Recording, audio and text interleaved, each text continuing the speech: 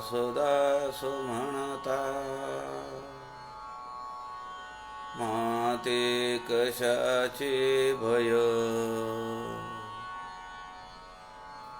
रामा जाईन ज्या स्थळी सुखगण, होईल तेथे जय. रामाया भुवन त्रयी तुझ विना, नाही दुजा तारक. रामा तू सकलार्थ पूर्ण करीशी, तुझात मी बालक.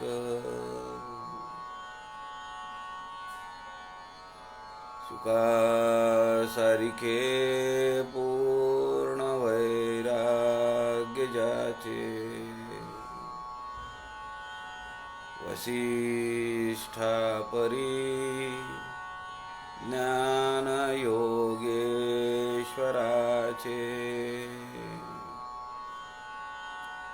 कवी वाल्मिकी सारिखा मान्य ऐसा, नमस्कार माझा सद्गुरु रामदासा. जय जय रघुवीर समर्थ, सब संतन की जय.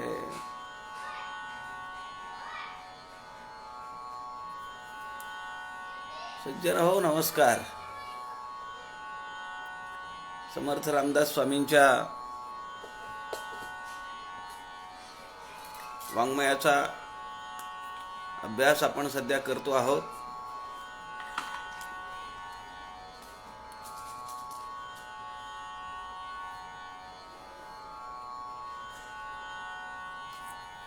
संत समागम व्यासपीठ या लाईव्ह फेसबुक पेजच्या माध्यमातून आपण संत रामदास स्वामींच्या अनेक काव्य प्रकारांचा अभ्यास करण्याचा प्रयत्न मागील काही महिन्यांपासून करतो आहोत.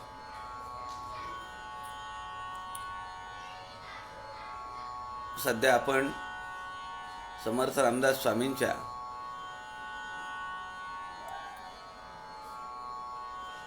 उपदेशपर काव्याचा विचार करतो आहोत. कालपर्यंत आपण लोकसंग्रह करणाऱ्या लोकसंघटकाने काय काळजी घेतली पाहिजे याचा उपदेश, याबद्दलच्या काही गाईडलाईन्स समर्थ रामदास स्वामींनी आपल्याला दिल्या.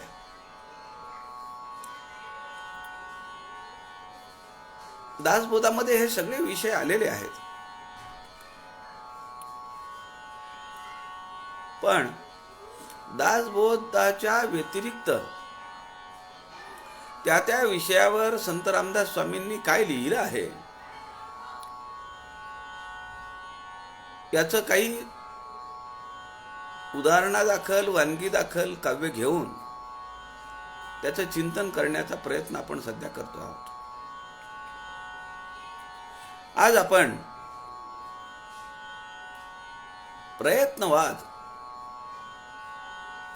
याबद्दल समर्थ रामदासांनी काय उपदेश केलेला आहे त्याचा विचार करूया. आपल्याला माहिती आहे की समर्थ रामदासांच्या काळामध्ये 5 यावनी सत्ता या देशावर राज्य करीत होत्या. भजन, कीर्तन, उपासना, मंदिरांमधली सगुण पूजा सगळं ठप्प झालेलं होतं. अशा काळामध्ये हजारो हनुमंताची मंदिरं उभा करणं, त्या मंदिरांचे उत्सव साजरे करणं हे किती धारिष्ट्याचं काम आहे. पण त्या काळामध्ये समर्थ रामदासांनी हे केलं.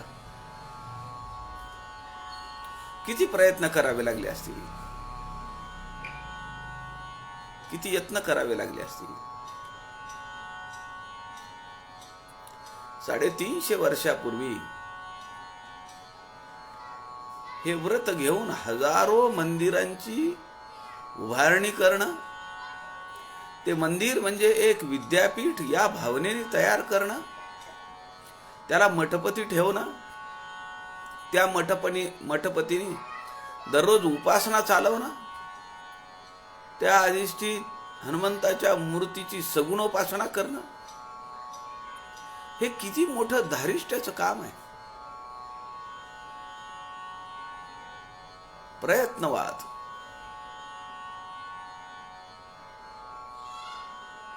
यत्न तोच देव जाणावा म्हणणारे समर्थ आहेत. भगवंताचं दुसरं स्वरूप काय आहे तर ते प्रयत्न आहे, असं समर्थ आपल्या वाङ्मयामध्ये म्हणतात. प्रयत्नवाद हा आपण तिसरा चॅप्टर पाहत आहोत, तिसरं प्रकरण पाहत आहोत. या प्रयत्नवाद प्रकरणामध्ये आपण संत रामदास स्वामींनी रचलेली काही काव्य पाहूया. पहिलं काव्य आहे, त्याचं नाव आहे अखंड सावधान रे. समर्थ काय म्हणतात ते पाहूया. श्रीराम समर्थ श्रीराम. अखंड सावधान रे, प्रयोग प्रयत्न मान रे, प्रसंग हा तुफान रे, नकोची व्यवधान रे, मनी धरून धारणा, कराबरी विचारणा, प्रयत्न मूळ कारणा, अतर्क्यते विचारणा, बहुविधी विधान हो, परंतु सावधान हो, प्रमाण जाण उत्तरे, प्रत्युत्तरे निरुत्तरे, अहो जना,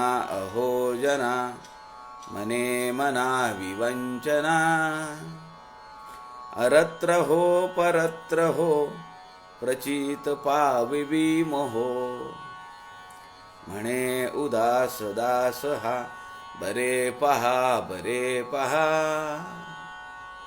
करील प्रयत्न जी तुका, तयास लाभती तुका. 5 कडव्यांचं हे काव्य आहे आणि या काव्यामध्ये प्रयत्नाची महती समर्थ रामदास गातात. अखंड सावधान रे, प्रयोग प्रयत्न मान रे, प्रसंग हा तुफान रे, नकोची व्यवधान रे. व्यवधान म्हणजे बेसावधपणा.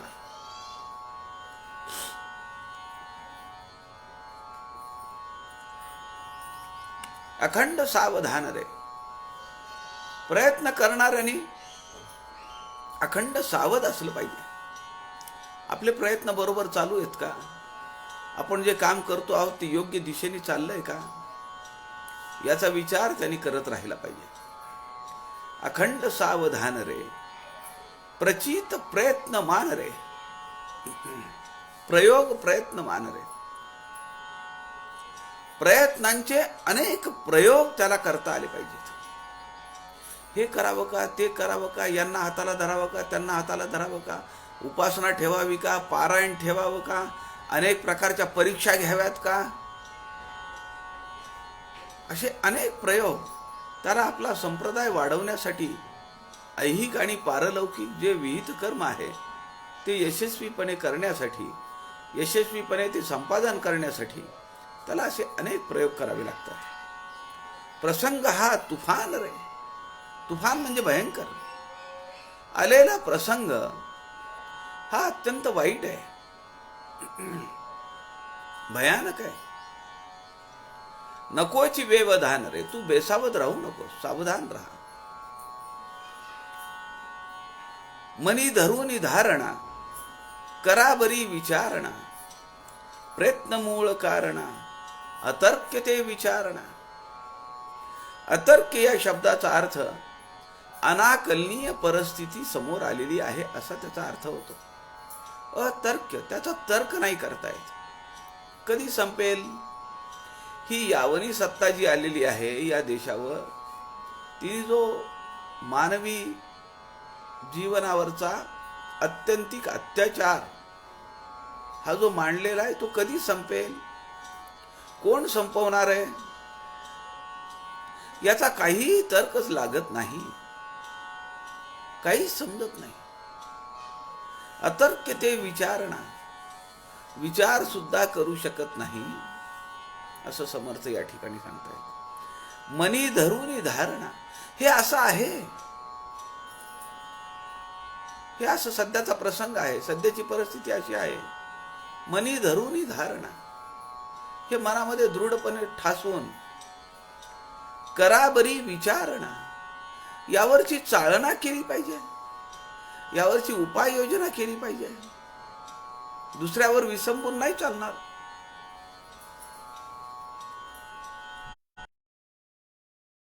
पाहिजे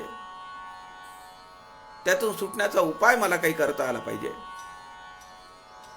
मनी धरून धारणा करी बरी विचारणा बहुविधी प्रयत्न मूळ कारणा अतर्क्य ते विचारणा. या सगळ्याचा उपायाचं मूळ काय? समर्थ म्हणतायत प्रयत्न. प्रयत्न केले तर सगळं होतं. व्यक्तिगत पातळीवरचे प्रयत्न त्याच्या व्यक्तिगत ऐहिक आणि पारलौकिक वाटचालीला मार्गदर्शक ठरतील. जेव्हा हे राष्ट्रच उभा राहील प्रयत्न करण्यासाठी, तेव्हा राष्ट्रावर आलेलं संकट सहजासहजी निघून जाईल असं समर्थ या ठिकाणी सांगतायत. बहुविधी विधान हो परंतु सावधान हो, प्रमाण जाण उत्तरे प्रत्युत्तरे निरुत्तरे. बहुविधी विधान हो परंतु सावधान हो.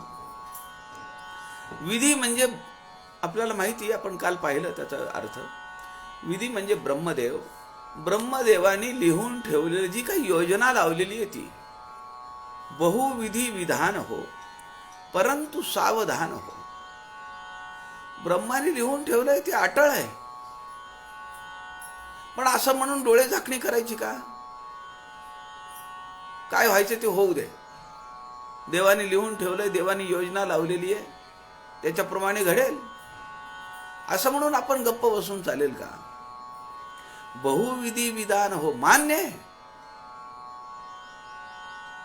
ब्रह्माने लिहून ठेवल्याप्रमाणे होईल, परंतु मी सावध असलो पाहिजे. मला शिंक येणार आहे हे मान्य आहे की ब्रह्माने लिहून ठेवलंय, पण मी शिंक येताना अडचणीच्या जागी उभा नाहीये याची काळजी मला घ्यायला पाहिजे ना. मी पायऱ्या चढत असेल, उंबरठ्यावर उभा असेल, कठड्यावर उभा असेल आणि मी जर शिंक दिली तर माझ्या शरीराचा समतोल बिघडण्याची शक्यता आहे, मी खाली पडण्याची शक्यता आहे.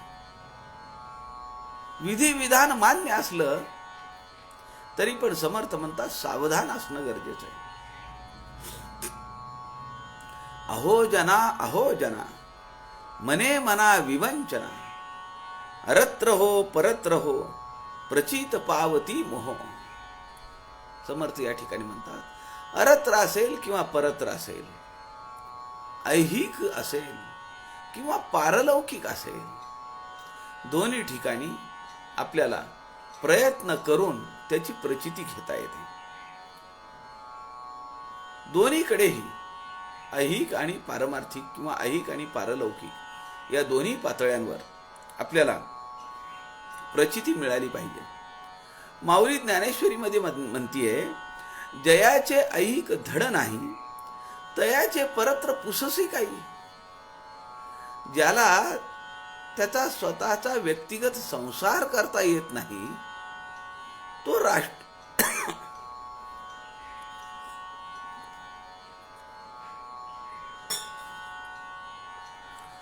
तो राष्ट्राचा काय संसार करणार आहे, समाजाचा काय संसार करणार आहे, किंवा त्याही पलीकडे जाऊन त्याची पारमार्थिक वाटचाल कशी खरी असणार आहे.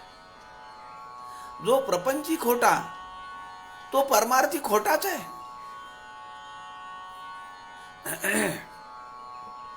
शेवटी समर्थ म्हणतात, म्हणे उदास दास हा, बरे पहा बरे पहा, करील प्रयत्न जी तुका, तयास लाभती तुका. सगळं मर्मच सांगितलं या शेवटच्या ओळीत. तुम्ही जेवढे प्रयत्न कराल तेवढं तुम्हाला फळ मिळेल. म्हणे उदास दास हा, बरे पहा बरे पहा. नीट विचार करा, प्रचिती घ्या. तुम्ही जेवढे प्रयत्न कराल तेवढा तुम्हाला लाभ मिळेल.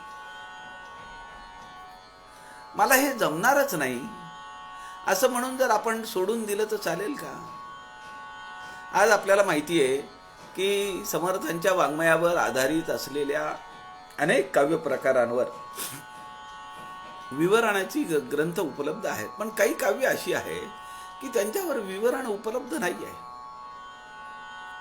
म्हणून आपण अभ्यास नाही करायचा का? आपण प्रयत्न केला पाहिजे. अनेक ग्रंथांचा धांडोळा घेतला पाहिजे, शब्दार्थ पाहिले पाहिजेत.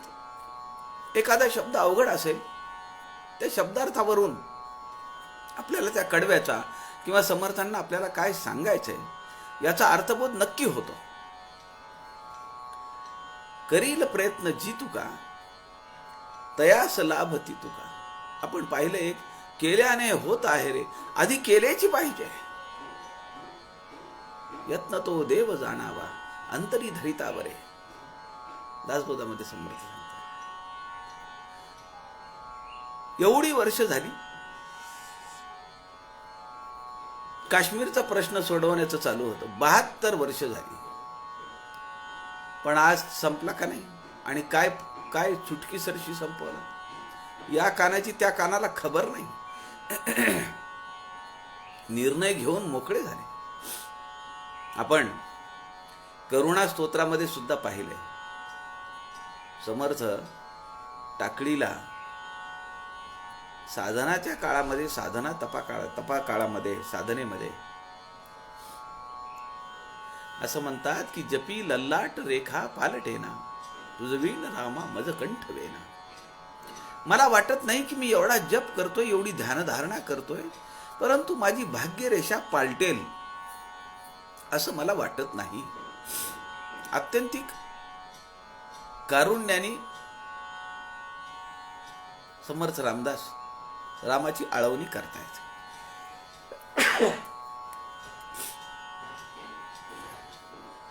जपी लल्लाट रेखा पालटेना. माझं भाग्य मला या जपानी ध्यानधारणेनी तपस्साधनेनी बदलेल असं वाटत नाही. असं संत रामदासांच्या मनात आलेलं आहे. बालके नारायणाच्या मनात आलेलं आहे आणि ते त्यांनी कारुण्य स्तोत्रामध्ये लिहून ठेवलंय. हेच संत रामदास जेव्हा दासबोध लिहितात तेव्हा म्हणतात, रेखा ती तुकी पुसवून जाते, हे तो प्रत्ययास येते. मी याची प्रचिती घेतली आहे, मी याचा प्रत्यय घेतलेला आहे. मी माझी भाग्यरेषा प्रयत्नाच्या माध्यमाने बदलली आहे. म्हणून प्रयत्नाला समर्थ रामदासांनी 350 वर्षापूर्वी असं व्यक्तिमत्व शोधून पहा की प्रयत्नावर एवढं कोणी भाष्य करील, आपला आत्मविश्वास जागृत करील, आत्मप्रचिती दाखवून देईल की मी हे केलंय, तुम्ही करू शकता.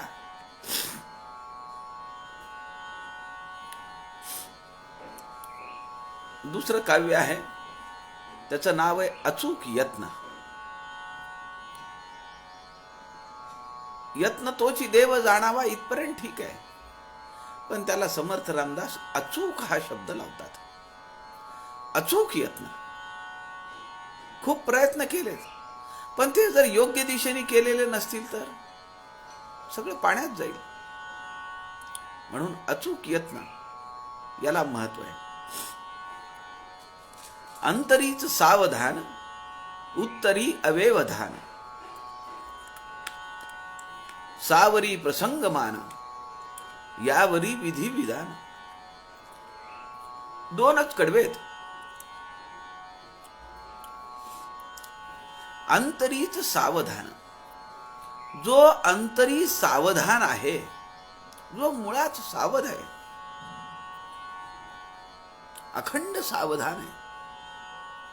उत्तरी अव्यवधान. व्यवधान आपल्याला माहिती आहे. प्रपंचात परमार्थात व्यवधान खूप आहेत असं आपण म्हणतो. व्यवधान म्हणजे अडथळा येणे. अव्यवधान म्हणजे अडथळा नसणे.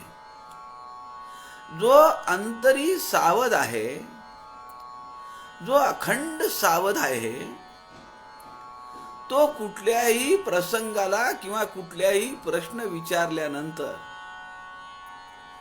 तो उत्तर देताना अडखळत नाही.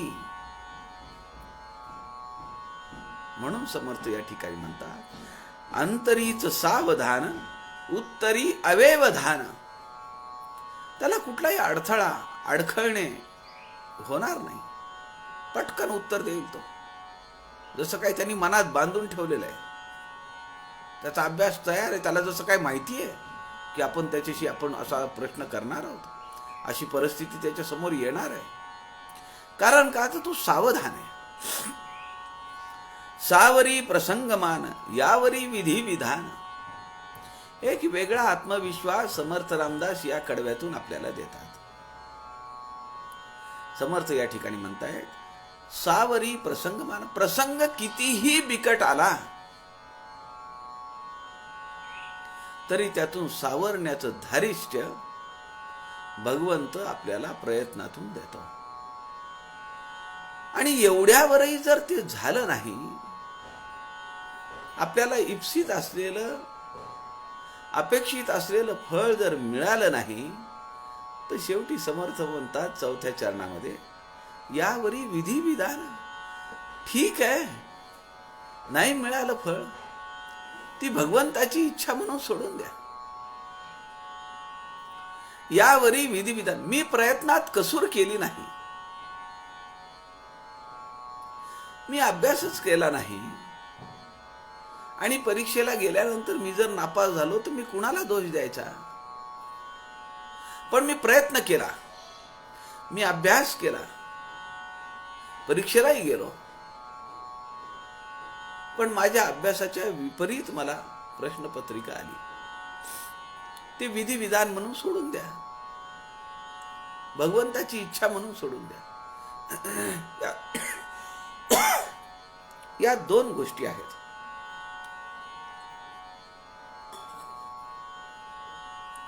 आम्हाला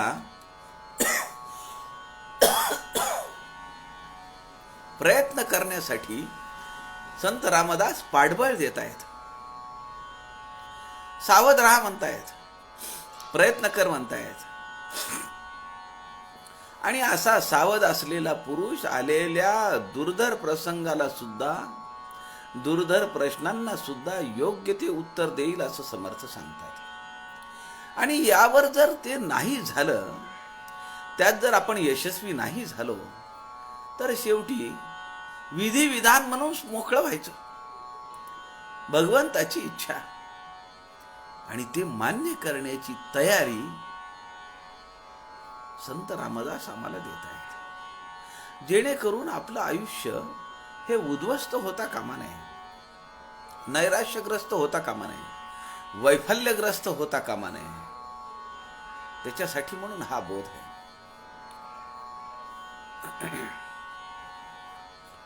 प्रयत्न पूरता करी सदा विचार विवरी, चतुर तो परोपरी तया सरी मनोहरी. काय सुरेख गोड अर्थ येतला. प्रयत्न पूरता करी. समर्थ म्हणतायत मनुष्याने प्रयत्न पुरता केला पाहिजे. म्हणजे कुठेही प्रयत्नात कसूर नसली पाहिजे. मन लावून केलं पाहिजे, पाट्या टाकायचं काम नाही. प्रयत्न पूरता करी सदा विचार विवरी. जो नियोजन करतोय, विचारपूर्वक कार्य करतोय, सदा विचार विवरी, जो नेहमी विचारपूर्वक काम करतो, प्रयत्न पुरेपूर करतो, त्याच्यामध्ये कसूर नाहीये, कुठे कमतरता नाहीये. प्रयत्न पूरता करी, सदा विचार विवरी, चतुर तो परोपरी. असा माणूस अनेक ठिकाणी परोपरी, तो चतुर आहे, तो हुशार आहे, त्याची सगळी कार्यसिद्धी होणार आहे. समर्थ 4थ्या चरणात म्हणतात, तया सरी मनोहरी. सरी या शब्दाचा अर्थ आहे गळ्यात